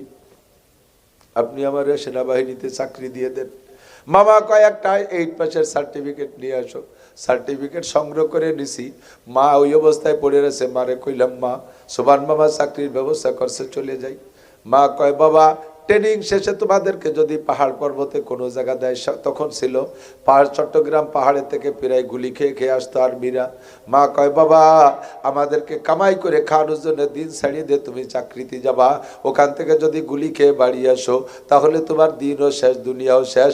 আমাদেরও কামাই করে খাওয়াইতে পারলে না, দুনিয়া আমাদের খেদমত করতে পারলে না, আখিরাতও পারলে না, পারবা না। আমরা মরে যাই এই অবস্থায় না খাইয়া, কবরের কাছে যে রব্বির হামহুমা পড়ো, আমরা আখিরাতে জান্নাত পাবো। ছাত্র ভাইদের পুরন জামা আমি ফারেক হওয়ার 10 বছর পর আমি ঘরে দেখছি ছাত্র ভাইদের দেওয়া পুরন জামা গায়ে দিয়েছি, তাদের ছিঁড়া লুঙ্গি, ছিঁড়ে যা রিজেক্ট লুঙ্গিটা আমার দিত, আমি পইরা তাই দিয়ে লেখাপড়া করেছি। জীবনে কোনোদিন ক্লাসে সেকেন্ড হই নাই। যার লুঙ্গি পরছি সে আমার কেরা তাকরারে বসতো, আমি পড়াই দিতাম, তারপরে সে পরীক্ষা দিত। আমার একই ক্লাস ফ্রেন্ড, সারা বোর্ডের মধ্যে 1 নম্বর স্ট্যান্ড করেছি। এত কষ্টের ভিতরে পড়া ছাড়ি নেই। মাত্র 250 টাকা বেতনে ইমামতি করতাম, বেতনটা পাই আব্বা আমার জন্য পাঠিয়ে দিতাম। 1 টাকাও খরচ করতাম না। 1 টাকার একটা চকলেট কিনে খাওয়ার ক্ষমতা ছিল না। ছাত্র ভাইদের ফেলাইনে স্যান্ডেল দিত, ওই স্যান্ডেলে সেলাইনের পাইপ দিয়ে ফিতে বানায় আমি ব্যবহার করছি একেবারে দাওরায় হাদিস পর্যন্ত। তবুও লেখাপড়া ছেড়ে দেই নাই। কেউ যদি অভাবের কারণে পড়া ছেড়ে দাও বলে বলো, আল্লাহর কাছে জবাব দিতে পারবা না। আল্লাহ আমাদেরকে দৃষ্টান্ত তৈরি করে রেখেছে।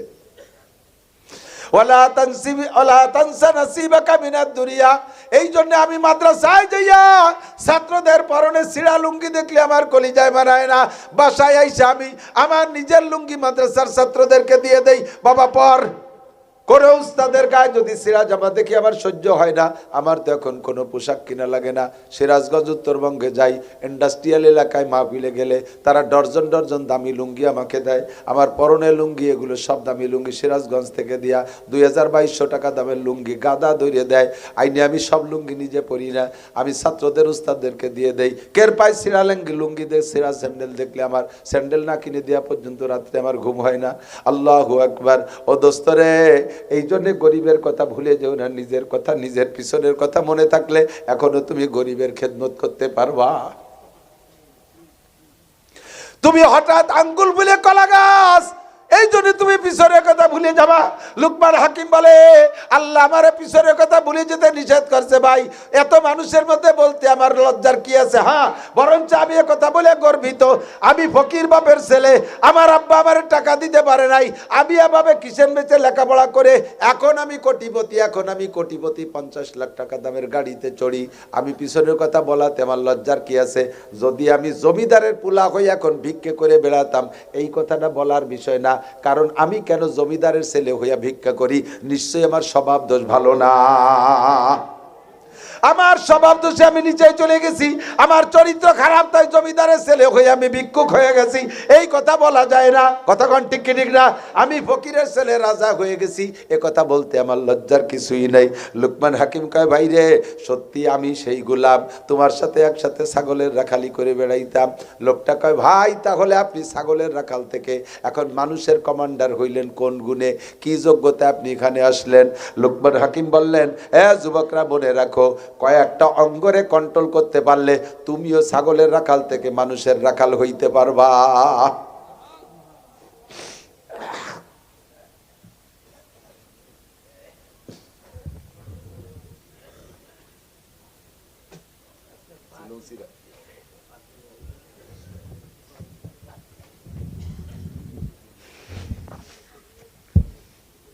কষ্ট হচ্ছে? যুবকরা ভালো হতে রাজি আছো শোনা? এই কয়েকটা অঙ্গ তোমারও আছে, কন্ট্রোল করা যাবে? ছোটদেরকে স্নেহের সাথে তুমি বলি, রাগ করো না। মুরব্বীরা আপনারা, কষ্ট হচ্ছে? বেয়াদবি মনে করবে না। কয়েকটা অঙ্গরে কন্ট্রোল করতে পারলে তুমিও ছাগলের রাখাল থেকে মানুষের রাখাল, মানুষের কমান্ডার হইতে পারবা। 1 নম্বর হলো তোমার চক্ষু দুটো তোমার রাহবার। ভালো কাজ মন্দ কাজের পথ প্রদর্শন কে করে? জোর হলো না? চোখ তোমার সব কাজের রাহবার। ভালো কাজের দিকেও চোখে নাই, মন্দ কাজের দিকেও চোখে নাই। পরের মাল দিকে তোমার চোখে পছন্দ করে, তারপরে সেইটা চুরি করো, ডাকাতি করো, অপহরণ করো, সেইটাকে কেড়ে কুড়িয়ে নিয়ে আসো। এই চোখে তোমার সে জায়গা নেছে। একটা মেয়ের সাথে জেনা করা পর্যন্ত পৌঁছাই দেয়, ওই মেয়েটার সাথে সম্পর্ক করে তোমার চোখে দেখাইয়া, তারে চোখে দেখে ভালো লাগছে, তাই ধীরে ধীরে তার সাথে সম্পর্ক গড়ো। এই চোখটা তোমার রাহবার। টেলিভিশনের ভিতরে যত কাজ যা কিছু দেখেছো, ওইটা দেখে চরিত্র নষ্ট হয়েছে, ওই দেখার রাহবারি করছে তোমার চোখে। কথা বলেন ঠিক কি ঠিক না? চোখ তোমার রাহবার, এই চোখে তুমি কন্ট্রোল করো। চোখ দিয়ে তোমার কাজ দায়িত্ব কি? জিক্রে চশমা খৌফে হক বুগরিস্তান বাজেদার আয়াতে ও নগরিস্তান। চোখের দায়িত্ব হলো তুমি চোখে দিয়ে জিকির করাও, তুমি চোখ দিয়ে আল্লাহর কোরআন পড়াও, চোখ দিয়ে আল্লাহর কোরআন দেখো, চোখ দিয়ে নবীর হাদিস দেখো, চোখ দিয়ে বড়দের কিতাব, চোখ দিয়ে বড়দের জীবনী পড়ো, চোখ দিয়ে বড়দের জীবনী পড়ো, সদস্যের জীবনী পড়ো, ইমাম বুখারীর জীবনী পড়ো, হুসাইন আহমদ মাদানির জীবনী পড়ো, আনোয়ার শাহ কাশ্মীরির জীবনী দেখো চোখ দিয়া, বড়দের ইতিহাস দেখো, হিকায়াতে সাহাবা দেখো চোখ দিয়া, নবী পাকের হাদিস দেখো, আল্লাহর কোরআনের তরজমা দেখো।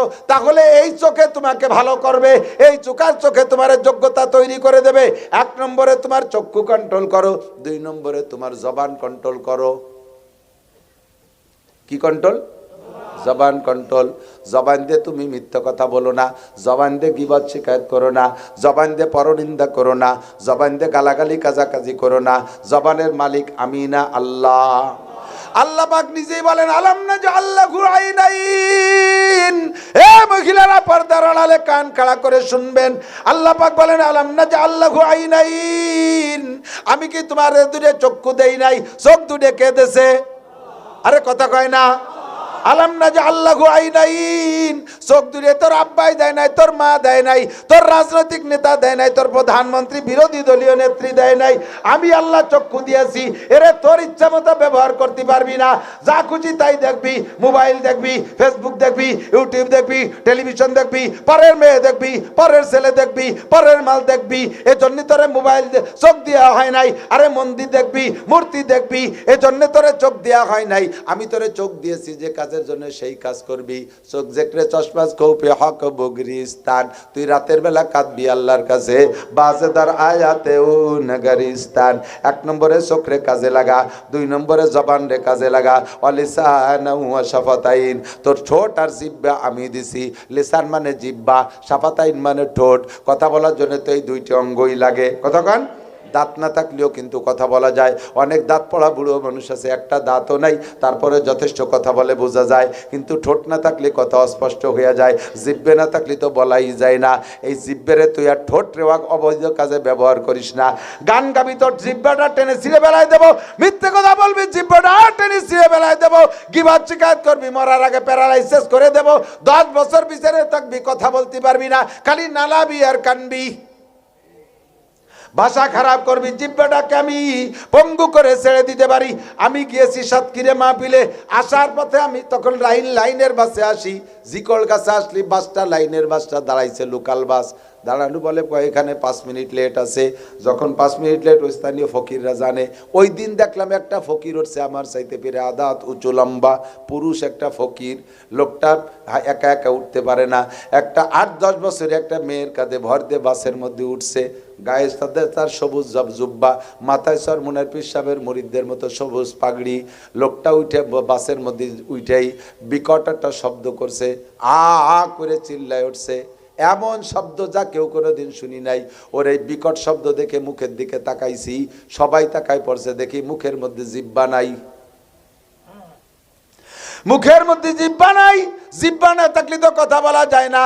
কাজেই ওর পক্ষ থেকে ওর মেয়েটা বিবরণ বলতেছে, ভাইরা বাপরা, ইনি আমার আব্বাজি।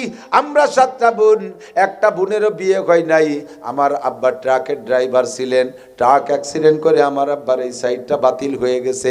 দাঁতে দাঁতে চাপা লেগে আমার আব্বার জিহ্বার মাথার থেকে কেটে গিয়েছিল। বাকি অংশে ক্যান্সার হয়ে যাওয়ার পরে ডাক্তাররা জিহ্বাটা ফেলে দিয়েছে। আমার আব্বা সর্বদিক দিয়ে কর্মক্ষম। আমরা বড় অসহায়, আমাদেরকে আপনারা একটু সাহায্য করেন। শুইনে প্রত্যেকটা মানুষের কলিজার মধ্যে চমকা খেয়ে উঠছে। সকলের মাথার মধ্যে ধাক্কা টাকা লাগছে, না জানি জিব্বা দিয়ে কত বড় অপরাধ যেন করে ফেলাইছে। মালিক সবাই এরকম বিচার করে না, দুই একটার পর বেশি রাগ হয়ে গেলে আল্লাহ পাক তারে হাতে হাতে বিচার করে দেয়। না জানি তার জিব্বা দিয়ে কত বড় অন্যায় করে ফেলাইছে, আল্লাহ পাক জীবদ্দশায় তার জিব্বাটা টেনে ছিঁড়ে নিয়ে গেছে। প্রত্যেকটা মানুষের মাথার মধ্যে এই কথাটা ঢুকে গেছে। আমার ওই মেয়েটার বর্ণনা শুনে আমার ভিতরে খারাপ লাগতেছে। আমি বললাম, মা তুই দাঁড়া, আজকে তোর কাজটা একটু আমি করে দেই। ওরে দাঁড় করে রাখা আমি বললাম, বাচ্চাটার দিকে, বাচ্চার কথা তো শুনলেন, মুরব্বীর চেহারার দিকে দেখলেন, যার যেমন তৌফিক একটু দেন, আমি কালেকশন করি। আমি নিজে হাতে পুরো বাসেতে কালেকশন করি 1 মুঠ টাকা মেয়েটার হাতে দিছি। সে অত্যন্ত খুশি হয়ে গেছে, বিশাল খুশি হয়ে নেমে গেল। কিন্তু সেখান থেকে শিক্ষা গ্রহণ করলাম, এই জিব্বের মালিক আমি না। জিব্বের মালিক যদি আমি হইতাম তাহলে জিব্বাটা ঠিকই রাখতে পারতাম, আমি জিব্বাটারে রাখতে পারি নাই। ও যুবক, জিব্বে নাপাক দিস না, গাজায়া বা ফেন্সিডিল হারাম দিস না, একদিন আল্লাহ জিব্বে টেনে ছিঁড়ে নিয়ে যেতে পারে। জিব্বেতে মিথ্যে কথা গালাগালি কাজাকাজি করিস না, জিব্বের মালিক তুই না, কেড়ে নিয়ে যেতে পারে।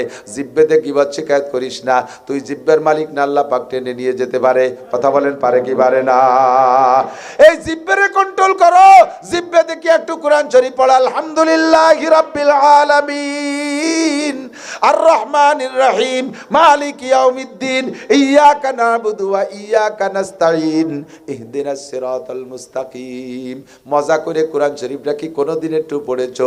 মমতাজের গান গাও, মনির খানের গান গাও, আলমগীরের গান গাও, বিজয় সরকারের গান গাও, আল্লাহর গান আর মুহাম্মদুর রাসূলুল্লাহর গানটা কি জিব্বায় তোমার আসে না? জিব্বারে কাজে লাগাও। 2 নম্বর তোমার জিব্বারে কন্ট্রোলের পরে 2 নম্বর তোমার 2টা হাত রে কন্ট্রোল করো। এই হাত দুনিয়ার অন্যায় করে, যত অন্যায় হাতেই করে। কতক্ষণ চুরি করে হাতে, পরের মেয়ের গায়ে হাত দেয় হাতে, এরপরে ডাকাতি করে হাতে, মানুষের গায়ে আঘাত করে হাতে। এই হাতের সুদে টাকা হাতে নেয়, ঘুষে টাকা হাতে নেয়, চুরা টাকা হাতে নেয়, ডাকাতি করা টাকা হাতে নেয়, মদ গাঁজা হাতে নেয়, এবা ফেন্সিডিল হাতে নেয়, বিড়ি সিগারেট হাতে নেয়, যত অন্যায় হাতের মাধ্যমে আসে। কাজেই 2টা হাত রে কন্ট্রোল করো, তাহলে তুমি ওখান থেকে উঠে এখানে আসতে পারবা। 4 নম্বরে তোমার 2টা কান রে কন্ট্রোল করো। গীবত শিকায়ত শুনো না, মিথ্যা কথা শুনো না, নেতাদের ফাও পেশাল তুমি কান দিয়ে শুনো না, আজে বাজে গল্প শুনো না, মিথ্যে গল্প শোনার দরকার নাই। ওলামাই কিরামের কাছে যাও, বুজুর্গানে দিনের কাছে যাও, কোরআন হাদিসের কিছু নসিহত শোনো, তাহলে তুমি ওখান থেকে উঠে এখানে আসতে পারবা। 4 নম্বর 5 নম্বর আমার দিক তাকান, তোমার শরমকে কন্ট্রোল করো, লজ্জাস্থানকে কন্ট্রোল করো, তোমার লজ্জাস্থান রে কন্ট্রোল করো। আল্লাহ নবী বলেন, মাইয়াজমাল লিমা বাইনা লাহিয়াইহি ওয়া মা বাইনা রিজলাইহি আজমাল্লাহুল জান্নাহ। যে ব্যক্তি জিহ্বারে কন্ট্রোল করবে আর লজ্জাস্থান রে কন্ট্রোল করবে, আজমাল্লাহুল জান্নাহ, আমি আল্লাহ নবী তার জান্নাতের জামিন হইয়া গেলাম। আরে নবী পাক যদি কের জান্নাতের জিম্মাদারি নাই, ওই লোকটা জান্নাতি না জাহান্নামী? জাহান্নামী না জান্নাতি? আর একবার বলেন, নবী যদি কের জান্নাতের জিম্মাদারি নাই, ওই লোকটা জাহান্নামী না জান্নাতি? এবার নবীর জান্নাতের জিম্মাদারি নেওয়ার জন্য আপনার দায়িত্ব মাত্র 2টি অঙ্গ। 1 নম্বরে জিহ্বা, 2 নম্বরে শরমগা। অন্য হাদিস ও কোরআনের আয়াতের দ্বারা বরাবর আরেকটা অঙ্গের কথা আছে, কপাল। বলেন কি? কপালটা কোনো মূর্তির সামনে সেবা দেওয়া যাবে, কোনো পীর খাজা বাবার পায়ে সেজদা দেওয়া যাবে, কোনো মাজার কবরে সেজদা দেওয়া যাবে। অনেক সময় আমার দিক তাকান, মুরব্বীদের পায়ে কদম বসি করে, পায়ে হাত দিয়ে বুকে এনে চুমো খায়। বুকে নেবেন, চুমো খাওয়া পর্যন্ত নেবেন, কপালে দেবেন না। পায়ে হাত দিয়ে কপালে দেয়া মানে সেজদার শামিল। কথা কি বোঝা গেছে? এরকম ভুল সমাজে আছে না নাই? মুরব্বী বিশ্বাস হুজুরে হাতে হাত, পায়ে হাত দিয়ে চুমো খেতে পারেন, বুকে নিতে পারেন, কপালে দেবেন না। কপালটা একমাত্র আল্লাহর জন্য, জিহ্বাটাকে হালালের জন্য, আর শরমটাকে হালালের জন্য। হারাম জায়গা ব্যবহার করবি না, যদি কেউ করে থাকেন আজকেই তওবা করেন অন্তর থেকে, তাহলে লুকমান হাকিম বলে তুমি ওখান থেকে উঠে এখানে আসতে পারবা। 4, 5 নম্বর, 6 নম্বর তোমার 2টা চাকা। চাকা কি? চাকা কি? এই চাকা দুটি রে মন চাকি জায়গায় তুমি ঘুরাইও না। কক্সবাজার নিবা, কুয়াকাটা নিবা, নিরিবিলি পার্কে নিবা, দুনিয়ার পার্কে যাইয়া যাইয়া আশেপাশে জায়গা যাবা, সিনেমা হলের মধ্যে নিবা, মূর্তির মধ্যে নেবা, মন্দিরের মধ্যে নেবা, গির্জার মধ্যে নিবা, হিন্দুদের ওখানে নিবা, খ্রিস্টানদের ওখানে নিবা, গানের আড্ডায় নিবা। এই পা দুটের আশেপাশে জায়গায় নিও না। চুরি করতে নিও না, ডাকাতি করতে নিও না। চাকা দুটের একটু বুঝে শুনে চালাইও। যদি ও জায়গা চালাও, চাকা কিন্তু লিক করে দেওয়ার, পাংচার করে দেওয়ার ব্যক্তি আছে না নাই? মালিক তোরে খোড়া করে ফেলাই দেবে, পঙ্গু হয়ে ঘুরবি। আর এ সুন্দর মাঝে মাঝে হ্যান্ডসাম যুবকরা ভিক্ষে করতে আসে, দেখে কলিজায় মানায় না। এই নিচের টুক শুকোয় গেছে, উপরের টুক একেবারে কায়দা মতো বাঘের মতো ফিগার, বগলে ক্রাশ লাগাইয়া ভিক্ষে করতেছে। সেদিন কোন জায়গা যেন দেখছি, আগাগুড়া সবই ঠিক আছে, চোখ দূরে কি এত বড় বড় দূরে চোখ, চোখ দেখেও বোঝা যায় না যে নষ্ট না ভালো, অথচ চোখে বিলকুল দেখে না। লোকটা ভিক্ষা করে বেড়াচ্ছে, প্রায় 6 ফুট জোয়ান, চাঁদের মতো চেহারা। ও যুবক, তুমি ভয় পাও, তুমিও কিন্তু তোমারে আল্লাহ পাক এরকম করে দিতে পারে, মাজার নিচের টুক পঙ্গু বানায় দিতে পারে কি পারে না? চাকা দুটেরে খারাপ জায়গা নিস না। লুকমানে হাকিম বলেন, এই কয়টা অঙ্গরে যদি তুমি কন্ট্রোল করতে পারো, তাহলে তুমিও ছাগলের রাখালির থেকে, তুমিও ছাগলের রাখালির থেকে এই মানুষের কমান্ডারির মধ্যে আসতে পারবা। আল্লাহু আকবার। এই লুকমান হাকিম হিকমতে ভরা। আজ থেকে আমরা পাক্কা প্রতিজ্ঞা করি, ইনশাআল্লাহ চক্ষুরে কাজে লাগাবো। একটু কথা কন, বাড়ি যে কাজে লাগাবা, তাৎক্ষণিক খাওয়া যায় না, ঘন্টাখানিক পরে কি দিয়ে লাগে, সেই সময় খাওয়া যায়, ভালো লাগে। টিফিন কারি দিলি পরে হুজুর আর কালেকশন করেছে, পয়সা নিয়ে ফুসাচ্ছে না, বাড়ি বাড়ি বউ সাল মেরে রামতি দেবে না, ব্যবসাতে তো আর লোকের অভাব নেই। তবে যদি এই সিস্টেমটা করেন, তাহলে ঘন্টাখানিক পরে যে এক জায়গায় বসে সাইডে খাই নিলি ভালো এই খাতি পারি। যেই গরুদের দিন ভরে আল চসবেন আর রাতভর মলন বলবেন, ও গরু বেশি দিন টেয়ে না। দিন ভরে এক ঝামেলা, রাতভর আর এক ঝামেলা। এই জন্য আর বেশিক্ষণ পারা যাবে না। শুধু লুকমান হাকিম ছেলেদেরকে কি বলে, নামাজ কায়েম করো। নামাজ কায়েম মানে বাস্তবায়ন করা। বাস্তবায়ন কি? নামাজের একটা বাস্তবায়ন আছে, নামাজটা আদায় করার একটা সিস্টেম, আর ওই নামাজটা বাস্তবায়নের আলাদা সিস্টেম। নামাজটা আদায় করার জন্য খেয়াল করতেছেন, নামাজ আদায় করার জন্য 13টা ফরজ আছে। কয়টা? 13টা ফরজ, 14টা ওয়াজিব আছে, 28টা সুন্নতে মুআক্কাদা আছে। এই 3 প্রকার আমল করলে নামাজ বাস্তবায়ন হয়। এই নামাজ কি বলা হয়? নামাজ আদায় হয়। নামাজ আদায় হয়। আরে বাস্তবায়ন আলাদা জিনিস। নামাজের ক্রিয়া প্রকাশ পান না বলো বাস্তবায়ন হওয়া। নামাজের কার্যকারিতা, নামাজের কার্যকারিতা কি? নামাজের কার্যকারিতা হলো হাদিসে আসছে 5টা, আর আল্লাহর কোরআনে বলছে 1টা। কোরআনে যেটা বলছে ওটার মধ্যে সবকটাই এসে গেছে। কোরআনে আল্লাহ বলছেন, ইন্নাস সালাতা তানহা আনিল ফাহশাই ওয়াল মুনকার। নামাজে নামাজিকে সকল প্রকার অন্যায় থেকে ফিরায়। আর কি ব্যাখ্যা দেবো? অন্যায় কি কি আছে জানেন না? এলো নামাজে ফিরায়।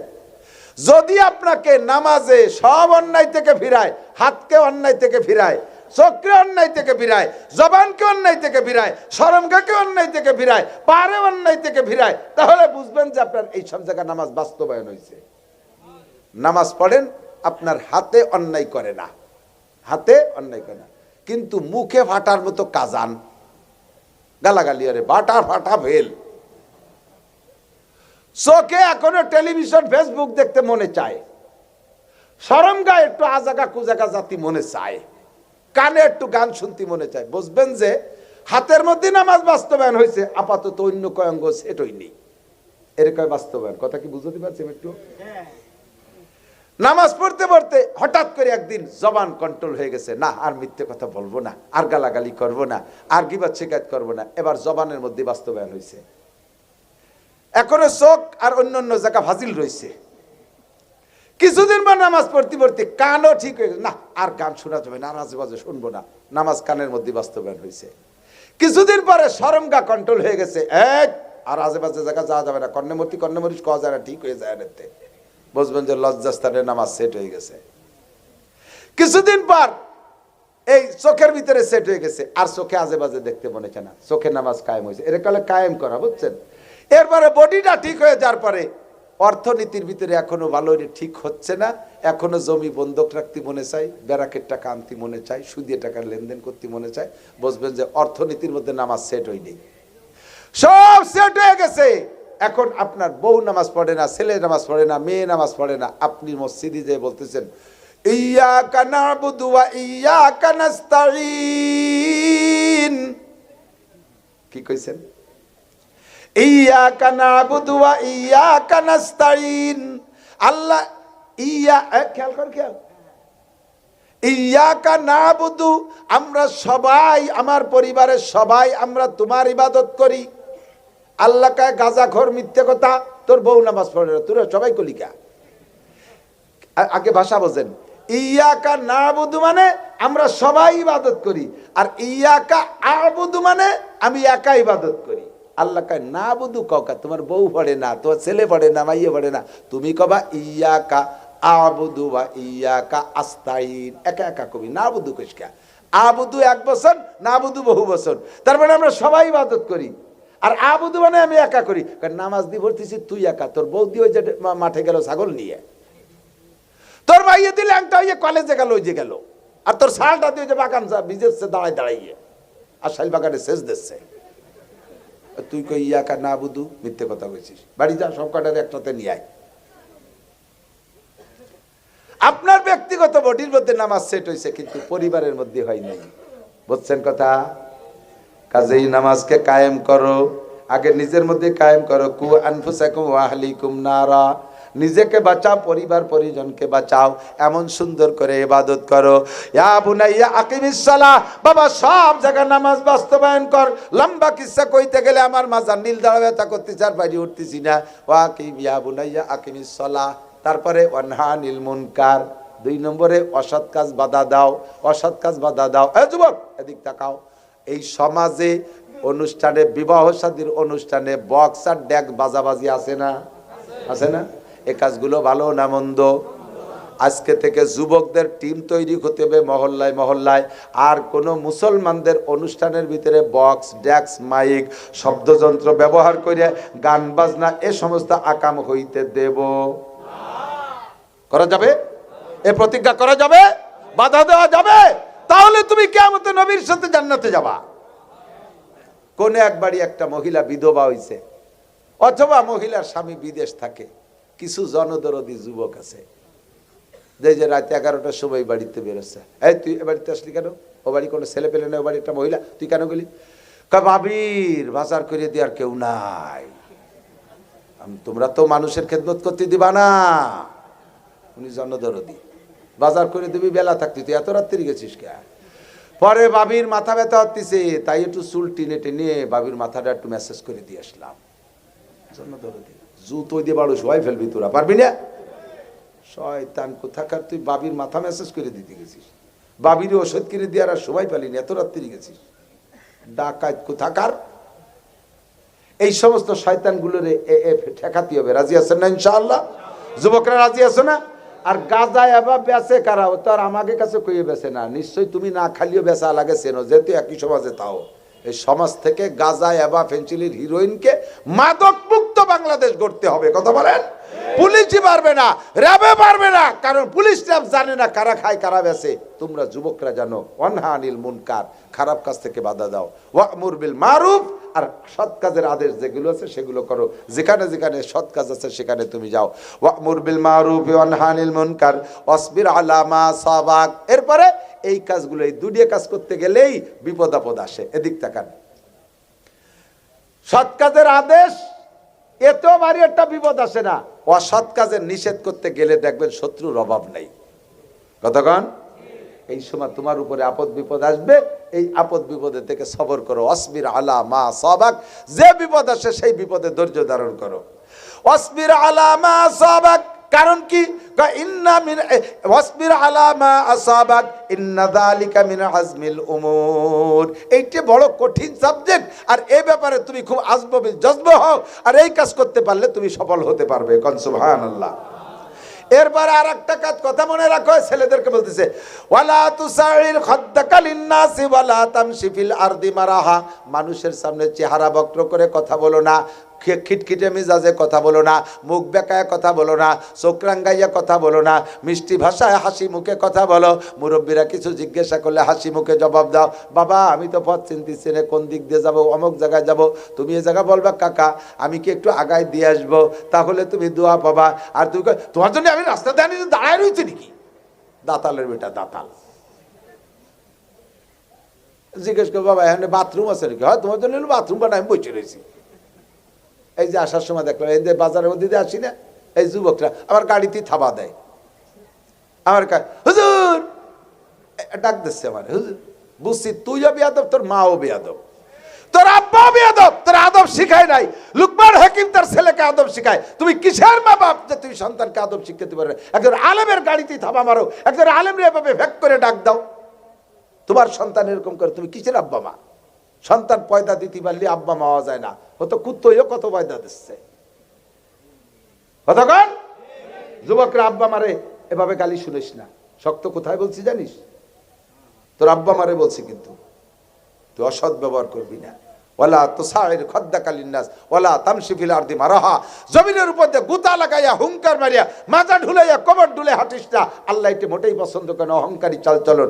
আল্লাহ কয় ওয়ালা তামশি ফিল আরদি মারাহা ইন্নাকা লান তাখরিকাল আরদা ওয়া লান তাবলুগাল জিবালা তুলা। তুই পাহাড় ছাড়াইয়া উপরে চলে যেতে পারিস নাই, পাহাড়ের চাইতে লম্বা হইতে পারিস নাই, তোর পায়ের ধাক্কায় এক মুঠ মাটিও সরে না।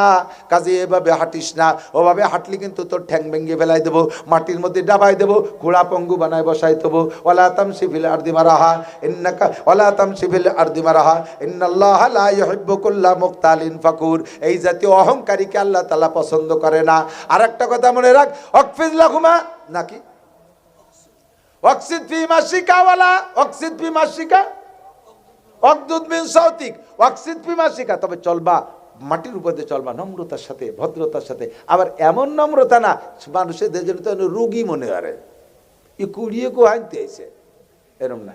হাঁটার ভিতরে সুন্নতি তরিকা আছে। হুজুর হাঁটতেন সামনের দিক ঝুঁকে ঝুঁকে, বুকের ভিতরে চেহারার ভিতরে একটা বাহাদুরি ভাব দেখা যেত, অথচ পায়ের মধ্যে চরম নম্রতা। স্বাস্থ্য চেহারার ভিতরে বাহাদুর নওজোয়ান, আবার পায়ের মধ্যে নম্রতা। এমন ভাবে হাঁটো। অকসিদ ফি মাশিকা, তারপরে অকদুদ মিন সাউতিক, আওয়াজ নম্র ভাষায় কথা বলো।